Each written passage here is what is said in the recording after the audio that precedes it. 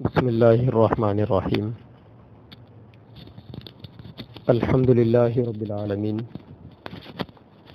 والصلاة والسلام علی سید الانبیاء والمرسلین وعلی آلہ واصحابہ اجمعین اما بعد اعوذ باللہ من الشیطان الرجیم بسم اللہ الرحمن الرحیم یا ایہا الذین آمنوا ادخلوا فی السلم کافۃ ولا تتبعوا خطوات الشیطان انہ لکم عدو مبین۔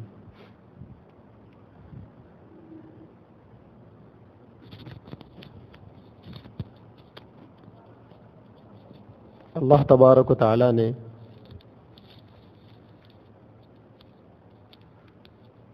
سارے مسلمانوں سے 100% مسلمان بننے کا مطالبہ کیا ہے۔ 100% مسلمان کا مطلب 100% دیندار بننا، کیونکہ اللہ نے اسلام کو دین کی شکل میں قیامت تک کے لوگوں کے لیے پسند کیا ہے۔ دنیا میں اسلام کے آنے سے پہلے اور بھی بہت سارے دین تھے۔ اسلام کے آنے کے بعد قیامت تک دنیا میں اور بھی دین رہیں گے، نئے نئے دین پیدا ہوتے رہیں گے، پرانے جو دین ہے وہ دم توڑتے رہیں گے، لیکن اسلام اپنی حالت میں باقی رہے گا۔ دین کہتے ہیں لائف اسٹائل کو، زندگی گزارنے کا طور طریقہ دین کہلاتا ہے۔ اللہ نے فرمایا ان الدین عند اللہ الاسلام۔ لائف اسٹائل کا وہ طریقہ، زندگی گزارنے کا وہ طریقہ جو اسلام کے برابر ہے، اللہ کو وہی پسند ہے، اس کے علاوہ کوئی اور دین پسند نہیں۔ ایک اور جگہ پر اللہ نے فرمایا وَمَن يَبْتَغِ غَيْرَ الْإِسْلَامِ دِينًا فَلَن يُقْبَلَ مِنْهُ، جو آدمی اسلام کے علاوہ کسی اور لائف اسٹائل پر چلے گا وہ اللہ کے نزدیک قابل قبول نہیں ہے۔ تو اللہ کے نزدیک قابل قبول، اتھینٹک چلنے والا کون سا دین ہے؟ وہ اسلام ہے۔ اور اسلام عجیب چیز ہے۔ اسلام لانے سے پہلے، مسلمان بننے سے پہلے اسلام کا مطالبہ یہ ہوتا ہے لا اکراہ فی الدین، کہ آپ پر کوئی زبردستی نہیں ہے، چاہے تو مسلمان بن سکتے ہو، چاہے تو کافر بن کر جی سکتے ہو، کسی پہ زبردستی نہیں ہے۔ اسلامی گورنمنٹ بھی اگر ہے، وہاں جو نان مسلم رہتے ہیں ان کے لیے اسلام یہ کہتا ہے کہ اسلام قبول کرو، وہ اگر بولے ہم نہیں قبول کرتے ٹیکس دو۔ ٹیکس تو ہر حکومت لیتی ہے۔ اسلام میں بھی ٹیکس لیا جاتا ہے، لیکن حکومتوں کا جو ٹیکس ہے وہ ہر چیز میں خون چوستے ہیں جنتا کا، عوام کا، سیکولرزم کے نام پر، جمہوریت کے نام پر۔ لیکن اسلام میں جو ٹیکس کا جو نظام ہے وہ لیمیٹڈ ہے، بہت مختصر، اس کے مقابلے میں نہ کے برابر۔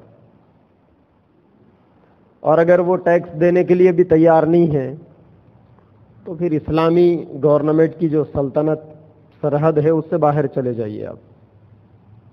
یہ آپشن ہوتا ہے نان مسلمز کے لیے۔ تو مسلمان بننے تک تو کوئی زبردستی نہیں ہے، لا اکراہ فی الدین۔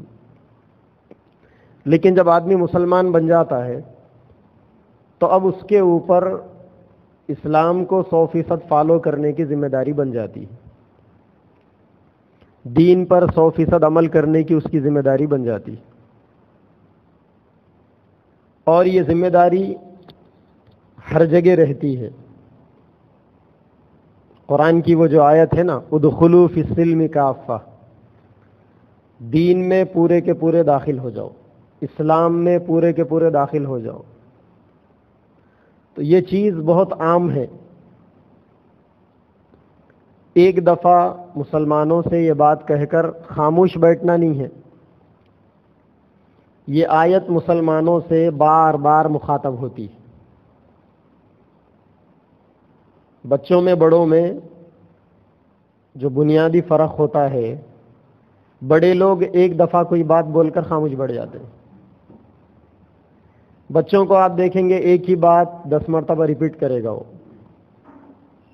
ابو جی چاکلیٹ لاؤ، سن لیا، آپ ختم ہو گیا. بڑا بچہ اگر ہے آپ کے گھر میں ایک دفعہ بول دے گا، آپ زیادہ سے زیادہ جانے کے وقت میں ایک آدھ دفعہ اور یاد دلائیں گا. وہ چھوٹا اگر معصوم بچہ ہے، ابو جی چاکلیٹ لاؤ، ابو جی چاکلیٹ لاؤ، ابو جی چاکلیٹ لاؤ. اتنا بولے گا کہ بہت زیادہ آپ اس کو چاہنے کے باوجود بھی آپ چڑچڑے ہو جائیں گے، کبھی کبھی غصہ آ جائیں گے آپ. اگر آپ کا مزاج بہت زیادہ سینسیٹیو ہے، بہت زیادہ سنجیدہ مزاج ہے، تو بہت جلد آدمی غصہ بھی ہو جاتا کہ بار بار بولنے کی کیا ضرورت ہے، ایک بار بول دیا نہ لاؤں گا بول کے. تو یہ جو آیت ہے یہ بڑے محبت سے مسلمانوں کو بار بار ایک چیز کہتی ہے کہ دین میں پورے کے پورے داخل ہو جاؤ. کیونکہ انسان کی اگر یہ باڈی کو ہی اگر لے لیا جائے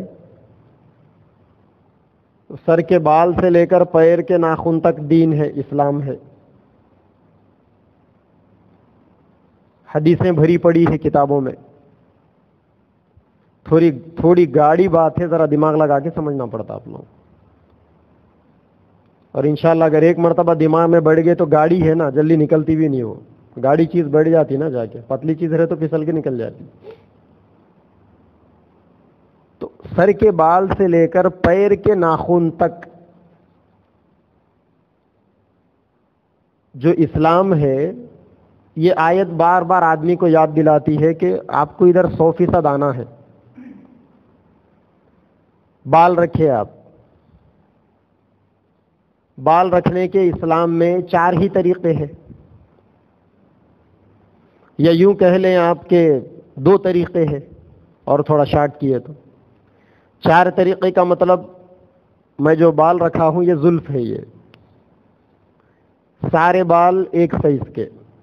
آپ نے گنڈو بنا دیا، بال جو ہے مڑا دیا، سر حلق کرا دیے. اب اس کے بعد بال کو چھوڑ دیا، بال بڑھ رہے ہیں. جیسا جیسا پیچھے بڑھ رہے ہیں بال، آپ پیچھے سے بالوں کو کاٹتے ہیں تو زلف کہلاتے ہیں. یہ زلف رکھنے کے 3 طریقے ہیں. ایک طریقہ تو یہ جو کان کی یہ جو چھوٹی لو ہے اس کے برابر. دوسرا طریقہ یہ جو بڑی لو ہے کان کی اس کے برابر. تیسرا طریقہ گردن تک. یا نہیں آپ بال نکال دیجئے، سر پورا برابر کر دیجئے. یہ 4 طریقے جو میں بتایا تھا. یا پھر جو 2 طریقے میں جو بتایا تھا بال رکھنے کے، یا تو رکھنا ہو بال کو سنت کے مطابق رکھیے، اور اگر نہیں رکھنا ہو تو پورے صاف کر دیجئے. یہ 2 ہی طریقے ہیں بال کے. لیکن اب اگر ایک آدمی ہے جو سر کے اوپر کبوتر کا گھونسلہ بنا کر رکھتا ہے، سائیڈوں سے چوہوں کے مانند چھیل لیتا ہے، وہ ایسا جیسا چوہوں نے اس کو قطر دیا، تو اس کا مطلب یہ ہے کہ یہ بندہ تو مسلمان ہے لیکن اس کے بال مسلمان نہیں. بال کو بھی مسلمان بنانا ضروری ہے نا. ان الدین عند اللہ الاسلام، ادخلوا فی السلم کافہ، اسلام میں پورے داخل ہو جاؤ. یہ تو داخل ہے اسلام میں، لیکن ان کے بال اسلام میں داخل نہیں ہوئے ابھی. اب یہ کہانی بال سے شروع ہو کے ناخنوں تک جاتی، پیروں تک، پوری باڈی کے اوپر اپلائی ہوتی ہے. اب یہ حدیث انسان کی اوپر بھی ہوتی، اندر بھی ہوتی. تھوڑا اندر اگر چلے گئے، اندر انسان کے دل ہے، اس سے تھوڑا باہر آ گئے آنکھیں، بال کے نیچے اترے، بال سے نیچے پیشانی ہے. اب اس کو بھی مسلمان بنانا ضروری ہے. پیشانی کب مسلمان بنے گی؟ پیشانی اس وقت مسلمان بنے گی جب پیشانی اللہ کے سامنے جھکے گی۔ اب اللہ کے سامنے جھکنے کے بجائے ہر کسی کے سامنے جھک جا رہی کا مطلب آپ تو مسلمان ہیں لیکن آپ کی پیشانی ابھی مسلمان نہیں بنی، یہ مطلب ہے اس کا۔ پیشانی کے نیچے آنکھ ہے، اب ان آنکھوں سے انسان ہر کسی کو دیکھ رہا، اسکرین کے اوپر سارے نظاروں کا مشاہدہ ہو رہا، غیر محرموں کو گھور رہا ہے آنکھوں سے۔ اس کا مطلب یہ ہوا کہ یہ مسلمان کی آنکھ ابھی مسلمان نہیں ہے، انہیں کافر ہی ہے ابھی۔ اس کے نیچے آئیں آپ، زبان ہے، منہ ہے، اب اس کا استعمال ہے، گالی گلوچ کرنا ہے، جھوٹ بولنا ہے، غیبت کرنا ہے، چغلی کرنا ہے، کسی کو تانے دینا ہے، کسی پہ طنز کرنا ہے۔ یہ ساری چیزیں وہ چیزیں ہیں جو زبان کو مسلمان رہنے نہیں دیتی، زبان کو مسلمان رہنے نہیں دیتی یہ چیزیں۔ زبان پر سچائی ہے، اللہ کا ذکر ہے، اللہ کی بڑائی ہے۔ اسلام نے زبان کی جو حدیں کھینچ دی اس کے دائرے میں زبان ہے، تو اس کا مطلب یہ ہے کہ زبان بھی مسلمان ہے۔ اب زبان سے نیچے داڑھی کا مسئلہ، داڑھی سے نیچے اب پورا جسم وہی ہے۔ اب کپڑے بھی پہنتے ہیں آپ، کپڑوں کو بھی مسلمان بنانا ضروری۔ کپڑا کیسا ہو؟ دکھاوے کے لیے نہ ہو، شوپ و ٹپ والا نہ ہو، ایسا نہ ہو کہ لوگ انگلی اٹھا کے مثال دیں۔ کپڑوں میں فضول اسراف نہ ہو۔ فضول اسراف کا مطلب کبھی کبھی شریعت کے موافق کپڑا ہوتا ہے، فضول اسراف کی وجہ سے پھر وہ کپڑا بھی مسلمان باقی نہیں رہتا۔ کرتا پائجامہ پہن لیا آپ اسلامی لباس سمجھ کر، ٹخنوں سے نیچے آپ پائجامہ رکھ لیے تو وہ کا مسلمان ہے وہ؟ اس کے بارے میں اللہ کے نبی کی باضابطہ حدیث ہے کہ ما اسفل من الکعبین من الازار فی النار، من الازار فی النار، جسم کا کپڑے کا وہ حصہ جو یہ ٹخنوں کی ہڈی سے نیچے چلے گیا وہ جہنم میں جلے گا۔ اگر مسلمان ہوتا تو جہنم میں کیوں جلتا ہو؟ جہنم مسلمانوں کے لیے تھوڑی ہے، کافروں کے واسطے۔ مسلمان کا کپڑا ہے حالانکہ، لیکن مسلمان کا کپڑا نیچے جانے سے جہنم کی دھمکی ہے۔ اس کا مطلب یہ ہوا کہ مسلمان کا کپڑا مسلمان نہیں بنا۔ ایک اور حدیث میں ہے فَهُوَ يَتَجَلْجَلُ إِلَى يَوْمِ الْقِيَامَةِ، جو لوگ ٹخنوں سے نیچے کپڑا رکھتے ہیں اللہ تعالیٰ قیامت تک ان کو زمین میں دھساتے رہتے ہیں، جیسا قارون کو دھسایا گیا نا خزانے کے ساتھ، قیامت تک دھستا رہے گا اندر، پتہ نہیں اس کی اینڈ کب ہوگی۔ ویسے ہی جو لوگ ٹخنے سے نیچے کپڑا رکھتے ہیں ان کا بھی وہی معاملہ ہے۔ حالانکہ قارون کافر تھا، یہ مسلمان ہے، قارون بھی دھس رہا ہے نبی کے اوپر الزام لگانے کی سزا میں۔ ان قارون کان من قوم موسیٰ فبغى علیہم، موسیٰ علیہ السلام کے قوم میں سے تھا، موسیٰ علیہ السلام سے بغاوت کر لیا۔ وآتیناہ من الکنوز ما ان مفاتحہ لتنوء بالعصبۃ اولي القوہ اذ قال له قومه لا تفرح ان اللہ لا يحب الفرحین، آگے تک ہے اس کی تفصیل۔ تو قارون موسیٰ علیہ السلام پر زنا کا الزام لگایا تھا، ایک عورت کو پیسے دے کے، رشوت دے کے، لالچ دے کے۔ موسیٰ علیہ السلام کی بد دعا سے، تکبر کرنے سے، وقت کے نبی کو جھٹلانے سے جہنم میں زمین میں دھسایا گیا وہ۔ اور یہاں کپڑوں کو ٹخنوں سے نیچے رکھنے والوں کے بارے میں بھی وہی باتیں ہیں اللہ کے نبی کی۔ اس کا مطلب یہ ہوا کہ کپڑوں کو مسلمان بنانا بھی ضروری ہے۔ ہر چیز کا ڈھنگ ہے اسلام کے اندر، سسٹمیٹک ہے اسلام۔ داڑھی کے بارے میں اللہ کے نبی کی حدیث ہے، داڑھی بڑھاؤ مونچھ چھوٹے کرو، کیونکہ اس زمانے میں کلچر تھا، لوگ داڑھی تھوڑا چھاٹتے تھے، مونچھ بڑے بڑے رکھ لیتے تھے۔ تو داڑھی کو بڑھانے کا، مونچھ کو چھوٹا کرنے کا حکم دیا گیا۔ انسان اگر یہ مونچھ کے بال بڑے کر لے، 2 فٹ کے اگر مونچھ کے بال ہو گئے، کتنا خوبصورت معلوم ہوگا نہیں آدمی؟ اسلام میں ویسی خوبصورتی ایکسیپٹیبل نہیں ہے، نہیں چاہیے ویسی خوبصورتی آدمی۔ اسلام جو ہے زینت کی تعلیم دیتا ہے، خوبصورتی کو مینٹین کرنے کی تعلیم. مینٹین کا مطلب اب مونچھ کو نکالو. داڑھی اگر آپ کی اتنی بھی بڑھ گئی تو آدمی جو ہے برا نہیں دکھتا. اس سے زیادہ چلے گئی، اگر 2-2 4-4 فٹ کی ہے تو پھر گڑبڑ ہے ذرا. اس لیے علماء وہاں بھی مسئلہ لکھے کم سے کم 1 مشت تو ہونی چاہیے داڑھی، کیونکہ تمام انبیاء کرام کی داڑھی کم سے کم 1 مشت تھی. اس سے زیادہ تھوڑی بہت رکھ سکتے ہیں آپ. تو داڑھی کا مسئلہ، مونچھ کا مسئلہ، جسم کے ہر عضو کا، ہر چیز کا مسئلہ، کانوں کا مسئلہ. نماز بھی ہو رہی ہے، تہجد بھی پڑھ رہے ہیں، ذکر و اذکار بھی ہو رہا، جب دل بھلائی کے لیے میوزک بھی سن لے رہے ہیں، گانے بھی سن لے رہے ہیں. اس کا مطلب کان ابھی مسلمان نہیں بنے. اسی لیے اللہ کے نبی نے فرمایا کہ جو کان میوزک سنتے ہیں، گانے سنتے ہیں، ان میں سیسا پگھلا کر ڈالا جائے گا قیامت میں جہنم میں. شیشے کو اللہ تعالیٰ پگھلائیں گے، اس کو کانوں میں ڈالیں گے، کیونکہ یہ مسلمان نہیں بنا تھا. اگر یہ مسلمان بنتا تو وہ کیوں ہوتا؟ اللہ کے نبی معراج میں دیکھے تھے زبانوں کو کینچیوں سے کترا جا رہا تھا، اور کچھ کی زبانیں نیچے لٹک گئی. تو یہ کون سی زبانیں تھی؟ مسلمان زبان تھی وہ؟ کافر زبان تھی وہ.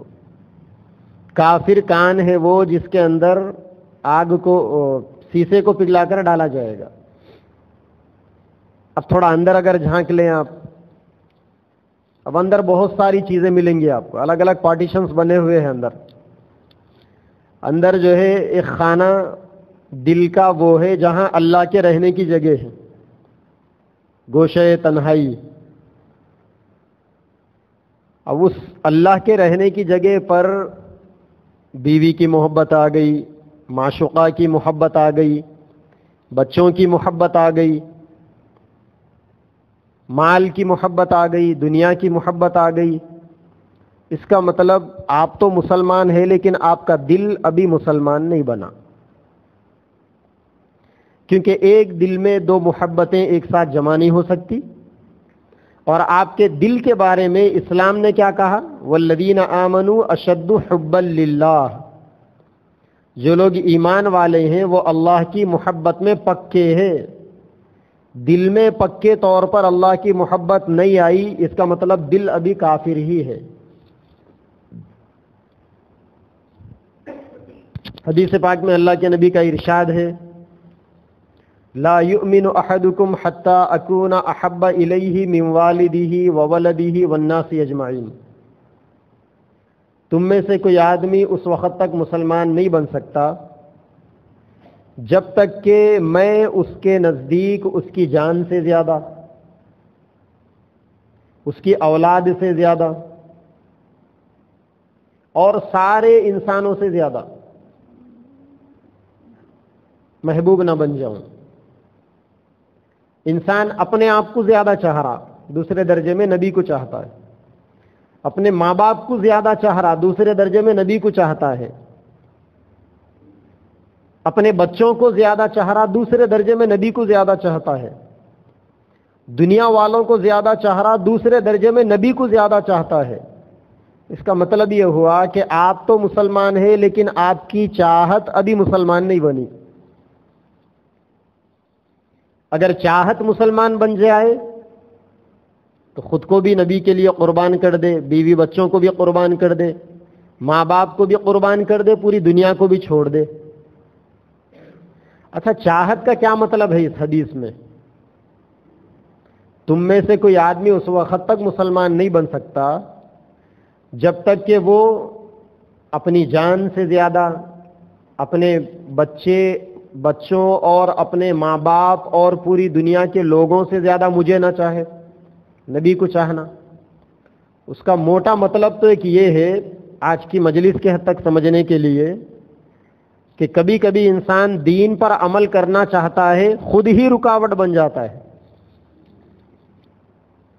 کبھی کبھی بیوی بچے رکاوٹ بن جاتے، کبھی ماں باپ رکاوٹ بن جاتے، اور کبھی دنیا والے رکاوٹ بن جاتے. دنیا والوں میں رشتہ دار بھی ہے، دنیا والوں میں دوست احباب بھی ہے، دنیا والوں میں پڑوسی بھی ہے، دنیا والوں میں کلاس میٹس بھی ہے.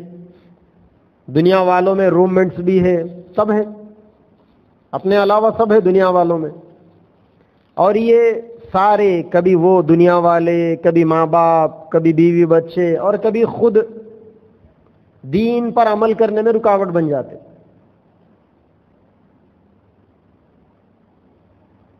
فجر کی نماز کی اذان ہو گئی، اٹھ کر جانا ہے نماز پڑھنے کے لیے، فرض ہے، ہر حال میں فرض ہے. اب دل بول رہا ہے کہ سو جاؤ، موسم ذرا ٹھنڈا ہے نا، خود رکاوٹ بن گئے نبی کے دین پر. بیوی بازو سے آواز لگا رہے، کہاں جاتے جی، سو جاؤ، سردی زیادہ ہے نا. شام کی عصر کی اذان ہو گئی، مغرب کی اذان ہو گئی، نماز کو جانے کی تیاری ہے، بچے بول رہے ہیں پارک کو جائیں گے، آنے کے بعد نماز پڑھ لو، آپ قضا ہو گئی بچوں کے چکر میں نماز. والدہ والد صاحب بول دیے، ارے میاں یہ ٹانک لے کے آؤ، نماز بعد میں پڑھ لینا. نفل نماز، نفل روزہ تو چھوڑ سکتے تھے، فرض چھوڑنے کا مطلب ہی نہیں ہے، کوئی زیادہ سیریس میٹر بھی نہیں ہے. ماں باپ رکاوٹ بن گئے، بیوی بچے رکاوٹ بن گئے، خود کی ذات رکاوٹ بن گئی. شادی بیاہ ہے، ماشاءاللہ بچہ جو ہے دیندار ہے، سنت کے مطابق شادی کرنے کے غرض سے جہیز بھی نہیں لیا، سادی سیدھی شادی کرنے کا پکا ارادہ ہے، کوئی خرافات نہیں، مسجد میں عقد بڑے اللہ والوں کو بلا کے بیان ہوا. اب دوست لوگ بول رہے ہیں کہ میاں شادی بار بار ہوتی کیا، اپنے دوستانے میں تو ماحول ہے ہم لوگ ڈی جے کے ساتھ باضابطہ وہ 100 کلو کا پودینے کا ہار لے کے آتے. اب وہ دوستوں کے چکر میں اگری ہو گئے، دنیا والے رکاوٹ بن گئے، اور وہاں نبی چھوڑ گئے، وہاں پر نبی کی تعلیمات چھوڑ گئی. دو حال سے خالی نہیں ہے، یا تو خود کو پکڑنا ہے یا نبی کو پکڑنا ہے. یعنی نبی کو کا مطلب نبی کے دین کو پکڑنا ہے، یا تو خود کو پکڑنا ہے یا یا تو بیوی بچوں کو پکڑنا ہے یا نبی کے دین کو پکڑنا ہے، یا ماں باپ کے تقاضے یا نبی کا دین، یا دوست احباب کے تقاضے یا نبی کا دین. تو یہ ساری چیزیں جمع ہو کر چار، خود ہے، بیوی بچے ہیں، ماں باپ ہے، دنیا والے، اور ادھر نبی کا دین ہے. بار بار پکار کے آپ کو بول رہا ہے کہ میاں میرے اوپر عمل کرو، میرے اوپر عمل کرو. آپ یہ چاروں میں سے کسی ایک کے ساتھ میں چلے گئے کا مطلب یہ چھوڑ گیا. یہ چھوڑ گیا کا مطلب آپ کا جو جانا ہے نا، اب انہوں کافر بن گئے، وہ بھی مسلمان نہیں ہے، اب اس کو بھی مسلمان بنانے کی ضرورت ہے. مجاہدہ سنے ہوں گے، مجاہدے کا مطلب اسٹرگل کرنا، دین کے لیے اسٹرگل کرنا. جہاں آدمی مجاہدہ کرتا ہے وہاں نفس کو دباتا ہے. اب اندر سے نفس بول رہا سردی ہے نا، پڑھ لیتے مگر بعد میں، ابھی تو ٹائم ہے نا بھائی، 5:45 ہو رہے، ابھی تو اذان ہوئی نا، 6:15 بجے جماعت ہے فجر کی، جاتے مگر نفس بول رہا. لیکن آپ نفس کو کچل کے اٹھ کے بیٹھ گئے، کیونکہ اگر ایک دفعہ ٹھیک ہے 5 منٹ کے بعد اٹھیں گے یہ خیال کر اگر آپ سو گئے، وہ شیطان تو آپ کو پورا ہی سلا دے گا. حدیث میں ہے نا، آ کے کان میں پیشاب کرے گا، آپ کے پیر دبا کے سلائے گا آپ کو، وہ معلوم ہے آپ کو. اسی لیے حدیث میں اس کے توڑ کے لیے اللہ کے نبی نے کیا فرمایا، آنکھ کھلتے ہی پہلی فرصت میں کلمہ پڑھو، دعا پڑھو، اور اپنے ہاتھوں کو اچھی طریقے سے اپنے آنکھوں کے اوپر مل دو تاکہ نیند کا خمار ختم ہو جائے. یہ دو چیزیں آ کے وہاں ٹکراتی ہیں. جہاں آدمی نبی کے اس سنت پر عمل کر لیتا ہے، وہاں نہ نماز چھوٹتی ہے آدمی کی، نہ نفس غالب آتا ہے.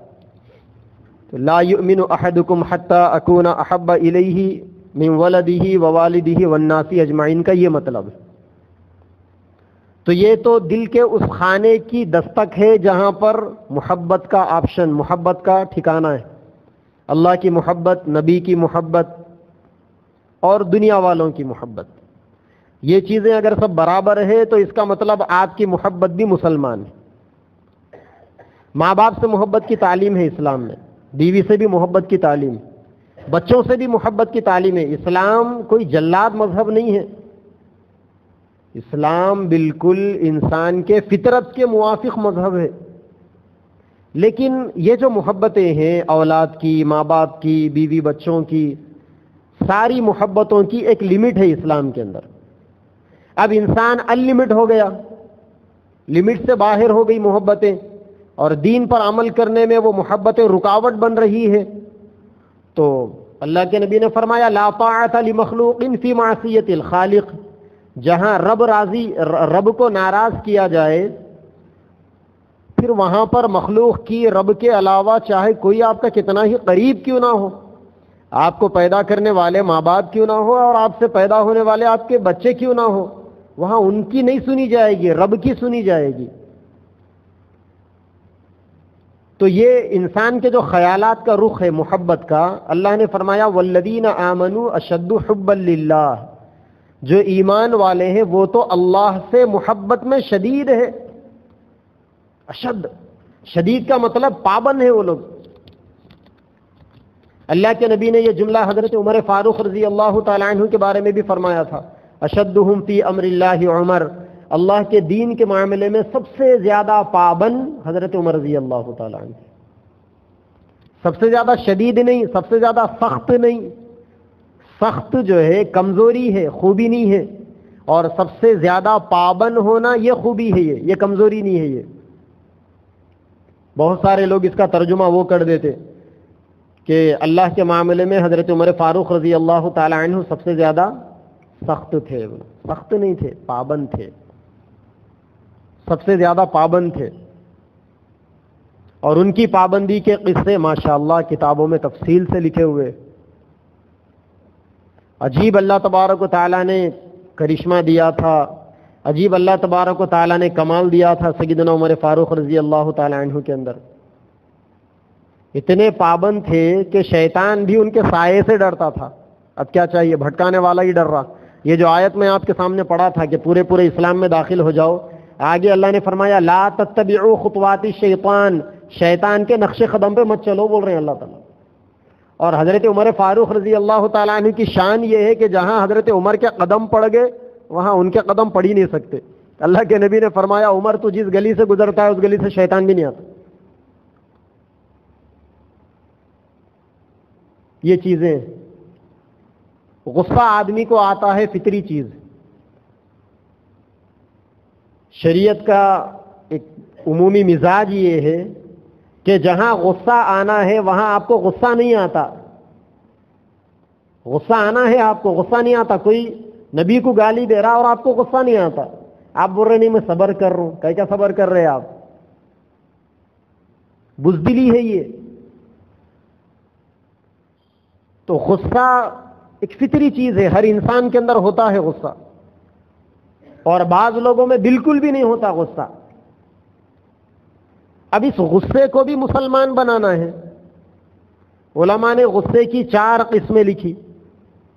جلدی آنا، جلدی چلے جانا، جلدی آنا، دیر سے جانا، دیر سے آنا، دیر سے جانا، دیر سے آنا، جلدی جانا. یہ غصے کی 4 شکلیں. تو سب سے بہترین غصہ کون سا ہے؟ دیر سے آنا، جلدی چلے جانا. اب انسان غصے میں اتنا مغلوب ہو گیا کہ نہ خود کی عقل کا کوئی ٹھکانہ ہے اور نہ خود کی زبان کا کوئی ٹھکانہ ہے. ہندوستان کے جو بادشاہ تھے بہادر شاہ ظفر رحمۃ اللہ علیہ، بڑے عجیب آدمی تھے. وہ بھی بادشاہ ہونے کے باوجود اللہ تبارک و تعالیٰ نے بڑی بصیرت اور بڑا کمال دیا تھا انہیں، کیونکہ اپنے زمانے میں وہ سلسلے نقشبندیہ کے حضرت مجدد الفسانی رحمۃ اللہ علیہ کے سلسلے کے بزرگوں سے بیعت تھے. انہوں نے بڑا پیارا شعر کہا، ظفر آدمی اس کو نہ جانیے گا، وہ ہو کیسا ہی صاحب فہم و ذکا. کوئی آدمی کتنا ہی زیادہ سمجھدار کیوں نہ ہو، اس کو آدمی مت سمجھو. بول رہے ہیں وہ کون آدمی ہے؟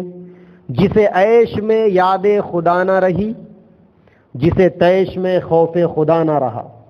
غصے میں اللہ کا ڈر نہیں ہے، خوشی میں اللہ کی یاد نہیں ہے، تو مرزا بہادر شاہ ظفر اس آدمی کو مسلمان ہی نہیں کہتے، کیونکہ اس آدمی کا غصہ مسلمان نہیں ہے نا. ابھی اصل میں غصے کو مسلمان بنانا بھی ضروری ہے.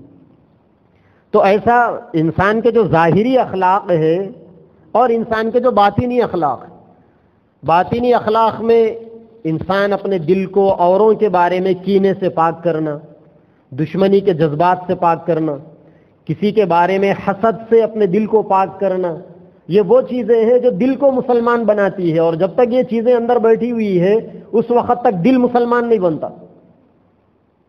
اور ظاہر میں بھی آپ کسی سے محبت سے مل رہے ہیں، کوئی سامنے آ گیا پیٹ میں منڈی ڈال دیے اس کے، آپ پیچھے ہٹتے ہی اما اکا شروع کر دیے، تو یہ جو آپ کا ظاہری بیہیویئر ہے، جو ظاہری اخلاق ہے، اس کو بھی مسلمان بنانا ضروری ہے، کیونکہ اللہ کے نبی نے فرمایا لا تکن امعا مت بنو۔ صحابہ نے پوچھا یا رسول اللہ یہ امعا کیا چیز ہے؟ تو آپ نے فرمایا یہ امعا انا مع الناس کا شارٹ کٹ ہے۔ یہ انا مع الناس کا مطلب ہے میں لوگوں کے ساتھ میں ہوں۔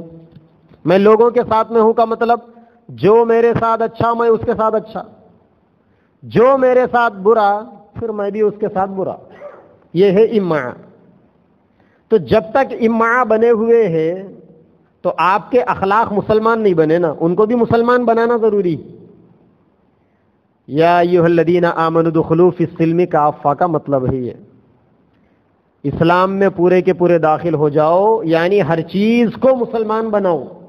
اب یہ چیزیں انسان کے سر کے بال سے پیر کے ناخن تک اندر اور باہر کی چیزیں تھی، اب انسان سے ہٹ کے بھی اور چیزیں ہیں،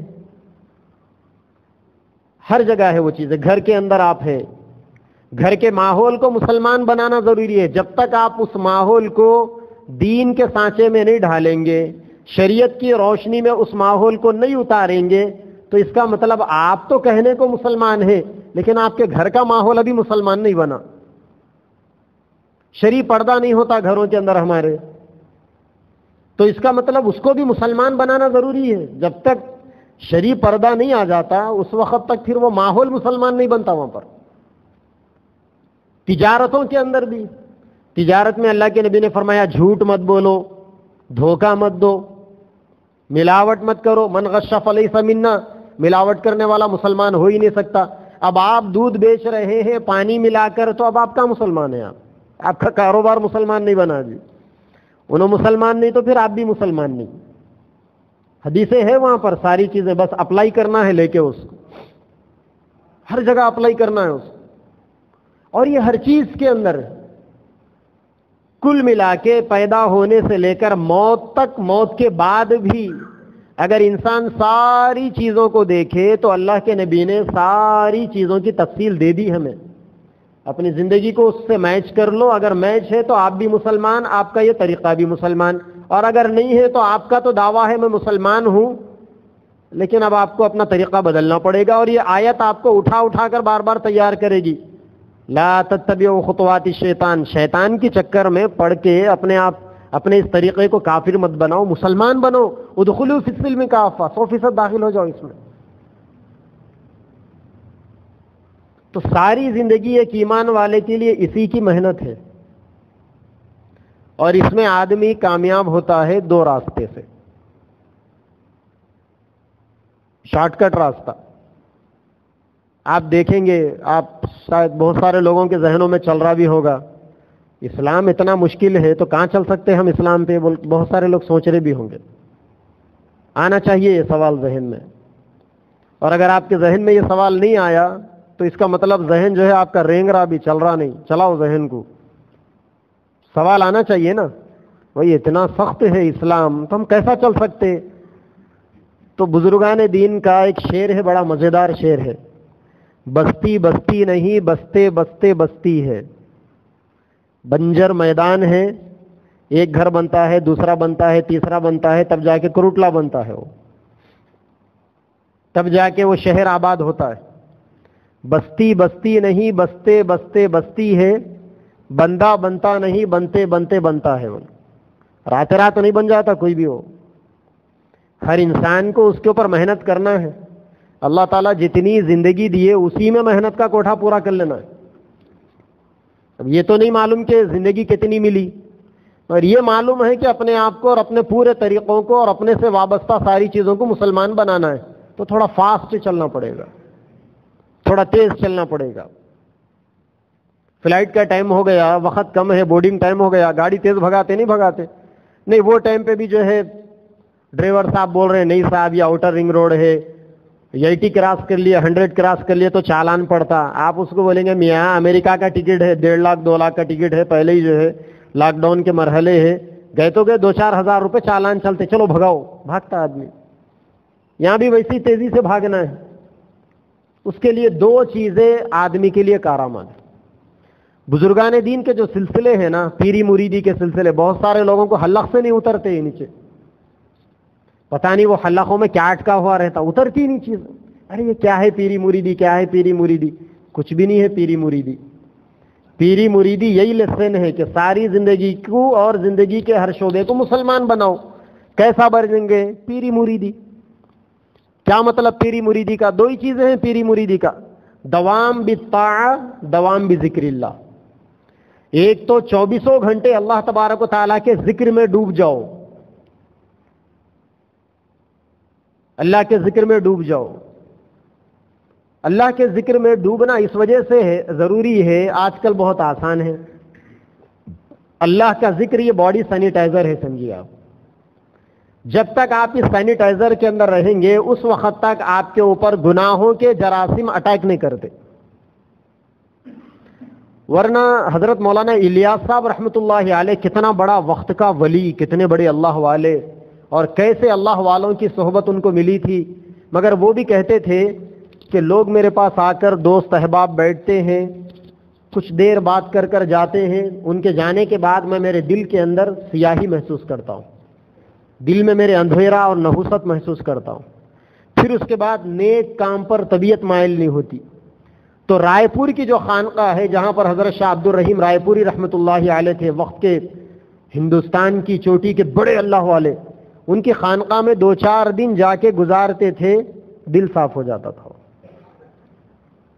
جب وہ دل صاف ہوتا تھا تو پھر عبادتوں میں, حالانکہ کرتے کیا تھے, کوئی بڑا گناہ نہیں ہوتا تھا, لوگوں سے مل جل کے بیٹھتے تھے بس. اسی لیے اللہ والے کہتے ہیں کہ لوگوں سے میل ملاپ کم ہی رکھنا چاہیے, کم کھانا چاہیے, کم سونا چاہیے, کم بولنا چاہیے, اور لوگوں سے کم ملنا چاہیے. آپ جتنا لوگوں سے ملو گے, آپ کسی سے مصافحہ بھی کرتے ہیں نا, تو اس کی گناہوں کی نحوست مصافحے کے راستے سے آپ کے دل پر سیاہی پہنچاتی. آپ اللہ والے ہیں, زبان پر آپ کا ذکر چل رہا, آپ بازار سے گزر رہے, ایک بارات جاری, وہاں پر غیروں کی ڈی جے چل رہا, گانا چل رہا, آپ کا دھیان ادھر چلے گیا, آپ کے کان کے راستے سے گانے کے جو بول اندر چلے گئے, وہ جاتے جاتے آپ کے دل کے اوپر ایک اندھیرا چھوڑ کر جاتے ہیں. اسی لیے ذکر کو اپنے اوپر چڑھا لینا ہے. اللہ کے نبی صلی اللہ علیہ وسلم کے بارے میں کیا ہے؟ کان رسول اللہ صلی اللہ علیہ وسلم یذکر اللہ علی کل احیانہ, اللہ کے نبی 24 گھنٹے ذکر کرتے تھے. اور آپ کی شان تو یہ تھی کہ آپ رات بھر سوتے تھے, اٹھ کے وضو بنائے بغیر نماز پڑھ لیتے تھے. ضرورت کو اگر جاتے تو ہی وضو بناتے. حضرت عائشہ رضی اللہ تعالیٰ عنہ نے ایک دفعہ پوچھا, یا رسول اللہ آپ وضو نہیں بناتے؟ آپ نے فرمایا, تنام عینایا ولا ینام قلبی, میری آنکھ سوتی ہے, دل نہیں سوتا میرا. ذکر کا وہ مقام نصیب تھا اللہ کے نبی کو, اور ظاہر بات ہے وہ مقام انہی کے لیے تھا, ہم لوگوں کے لیے تھوڑی ہے. وہ ہم لوگوں کے لیے تو شریعت ہے.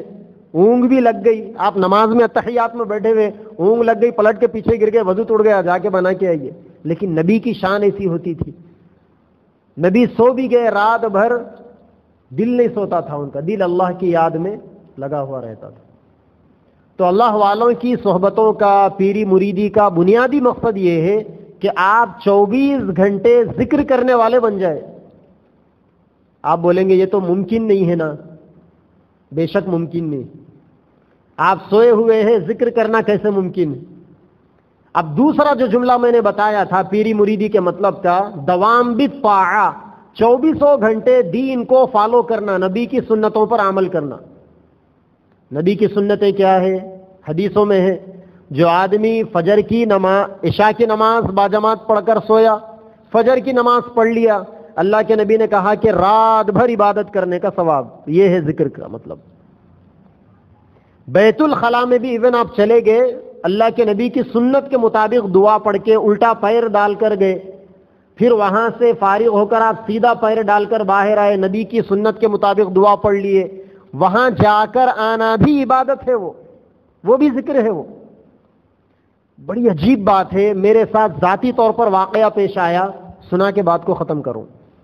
حیدرآباد میں اولڈ سٹی میں بہادر پورہ ہے، آج بھی آپ جائیے بہادر پورہ چورستے پہ، غالباً 2 سال پہلے میں نے دیکھا تھا، اب مجھے یاد نہیں ہے کہ اب ہے نہیں، وہاں پر ایک انور میڈیکل ہے، پتہ نہیں اب ہے یا نہیں ہے، 2 سال پہلے تک تھی، 20 سال سے گزشتہ دیکھ رہا ہوں اس کو۔ تو ایک دفعہ وہاں انور میڈیکل کے بازو میں ایک محمدی میموریل ہاسپٹل ہے، ڈاکٹر اکبر حسین صاحب کا، اللہ تعالیٰ انہیں جزائے خیر دے۔ ہمارے جو مدرسہ تھا دارالعلوم حیدرآباد، حضرت مولانا عاقل صاحب رحمۃ اللہ علیہ کا، اس مدرسے کے بچوں کے لیے انہوں نے ٹریٹمنٹ فری رکھا تھا۔ ایک دفعہ مجھے بخار ہو گیا، مدرسے سے آئے، وہاں پر گئے دواخانے میں، ڈاکٹر صاحب عام طور پر دوائیں بھی بچوں کو ڈاکٹر صاحب کی میڈیکل سے ہی فری مل جاتی تھی، اور وہ کچھ دوا ایسی تھی کہ میڈیکل پہ جانا ضروری تھا، تو انور میڈیکل پر گیا میں۔ میڈیکل پہ کاؤنٹر پر مسلمان صاحب ہے، سر پہ ٹوپی ہے، چہرے پہ داڑھی نہیں ہے، اور سامنے ایک پولیس آفیسر ٹھہرا ہوا ہے، ایج بار ہے، ریٹائرمنٹ کے قریب قریب۔ تو وہ جو مسلمان صاحب ہے، انہوں نے مجھ سے کہا کہ آپ کیا پڑھ رہے ہیں؟ تو میں نے اپنا تعارف کرایا کہ فلاں جگہ پڑھتا ہوں۔ انہوں نے کہا کہ قل اعوذ برب الفلق قل اعوذ برب الناس کا ترجمہ کرو۔ تو اس وقت تک ہماری تعلیم اس کے ترجمے کے لیول تک نہیں پہنچی تھی۔ میں نے کہا کہ چچا ترجمہ تو نہیں آتا، اور وہ ایسا میدان بھی نہیں ہے قرآن کے اپنے عقل کے گھوڑے دوڑا دیا، آئے تو ہی کرنا، نہیں تو وہاں پر شان نہیں دکھانا اپنی، کیونکہ اللہ کے نبی نے وہاں کے بارے میں بھی فرمایا، قرآن میں تفسیر کرنے کو بھی مسلمان بنانا ضروری ہے۔ اللہ کے نبی نے فرمایا جو آدمی اپنی مرضی سے قرآن میں ادھر ادھر کی باتیں بولتا ہے وہ اپنا ٹھکانہ جہنم میں بنا لے۔ بول یہاں ہر جگہ اسلام ہے، یہاں پر ہر جگہ مسلمان بنو کا نعرہ ہے یہاں پر۔ تو میں نے کہا کہ چچا نہیں آتا مجھے۔ تو وہ جو سامنے جو بٹو لگا ہوا وہ جو پولیس آفیسر تھا، 2 منٹ میں قل اعوذ برب الفلق قل اعوذ برب الناس کا پورا ترجمہ سنا دیا بندہ۔ اب ہم حیرت میں پڑ گئے، 11-12 سال عمر تھی، یہ غیر ہے اور ترجمہ سنا دیا، کیا چکر ہے اس کا؟ تو پھر اس کے بعد وہ بھی بڑا آدمی تھا، ہم بہرحال اس کے بچوں کے شاید اس کے پوتروں کی عمر کے تھے ہوں گے، اور ہمارے پیشانی کا شکن اور ہمارے چہرے کا بدلاؤ انہوں نے جان لیا ہوگا، بھانپ لیا ہوگا۔ انہوں نے کہا بیٹا آپ سوچ رہے ہوں گے کہ پولیس والے صاحب ہندو رہ کے ترجمہ کیسا کر رہے ہیں۔ پھر اس کے بعد انہوں اپنی داستان سنائے، انہوں بتائے معیز بھائی سے میری 30 سال سے دوستی ہے، یعنی وہ میڈیکل والے بھی میرے ہی نامکاری تھے، ان کا بھی نام عبد المعیز ہی تھا۔ وہ پولیس والے صاحب بولنے لگے معیز بھائی سے میری دوستی 30 سال سے دوستی ہے، اور 30 سال پہلے معیز بھائی مجھے بتائے تھے میں تب سے اب تک 24 گھنٹے درود شریف پڑھتا ہوں۔ کافر ہے، پولیس آفیسر ہے، اور وہیں ان کا کیبن لگا ہوا تھا چورستے کے اوپر، ٹریفک پولیس کی ڈیوٹی تھی۔ بولنے لگے وہاں ٹھہر کے جب سیٹی مارنا ہے سیٹی مارتا ہوں، سیٹی نیچے اتر گئی، درود چلتا۔ اب ایسا عادی ہو گیا میں درود شریف کا کہ نیند میں بھی میری زبان پہ درود چلتے رہتا ہوں۔ پھر بولنے لگے کہ اس کی برکت سے میرا بیٹا وشاکھاپٹنم میں ڈی ایس پی ہے، اور میری بہو کھمم یا وجے واڑا کچھ بتائے تھے، وہ بھی آئی ایس آفیسر ہے۔ اتنا عقیدہ ان کا کہ درود شریف کی برکت سے میرے بچے اور میری بہو ماشاءاللہ اونچی تعلیم یافتہ۔ پھر انہوں نے ایک عجیب بات بتائی، انہوں بولے کہ میں جب بھی چھوٹی ضرورت یا بڑی ضرورت سے فارغ ہونے بیت الخلا جاتا تھا تو وہاں مجھے شیطان وسوسے ڈالتا تھا کہ میاں تو ہندو ہے، درود کہیں کو پڑھتا۔ وہ بھی سمجھتی آ کے معیز بھائی سے سنا لیے مسئلہ، تو معیز بھائی ان کو بتائے سنا کہ ہمارے نبی ہم کو بیت الخلا میں جانے کی دعا پڑھ کے جانے کا بھی طریقہ بتائے، آپ یہ دعا پڑھ کے جاؤ۔ جب کا جب وہ بندہ میرے سامنے دعا سنایا اللہم انی اعوذ بک من الخبث والخبائث، آج 8 سال سے میں یہ دعا پڑھ کے بیت الخلا میں جا رہا ہوں، اندر مجھے یہ وسوسے نہیں آتے۔ ایک کافر کا عقیدہ ہے، یہ میرا ذاتی واقعہ ہے، یہ کوئی دوسروں کی باتیں نہیں، میرا اپنا ذاتی واقعہ ہے یہ. تو دوام بھی طاعہ، 24 گھنٹے نبی کی اطاعت. پیری مریدی کا مطلب وہی ہے، سنتوں پہ چلانا، سنتوں کی پابندی کرانا. آپ سنت پہ چلو، بیت الخلاء میں جا کے آؤ، عبادت ہے بھائی. قرآن پڑھنا عبادت سمجھ بیٹھے آپ، بیت الخلاء میں جانا بھی عبادت ہے. اللہ کے نبی نے نہیں فرمایا صحابہ سے کہ تمہارا اپنی بیویوں سے پیار کرنا، اس کو بوسہ دینا، اس سے ہم بستری کرنا سب عبادت ہے. صحابہ نے پوچھا یا رسول اللہ وہ بھی عبادت ہے؟ اللہ کے نبی نے کہا غیر عورت کے پاس گئے، زنا کر لیے، گناہ ہوتا نہیں ہوتا؟ ہوتا. پھر یہاں نیکی ملنا نہیں ملنا؟ ہاں ملنا. یہ ہے اسلام. اللہ تعالیٰ سب کو سمجھ عطا فرمائے. وآخر دعوانا الحمدللہ رب العالمین.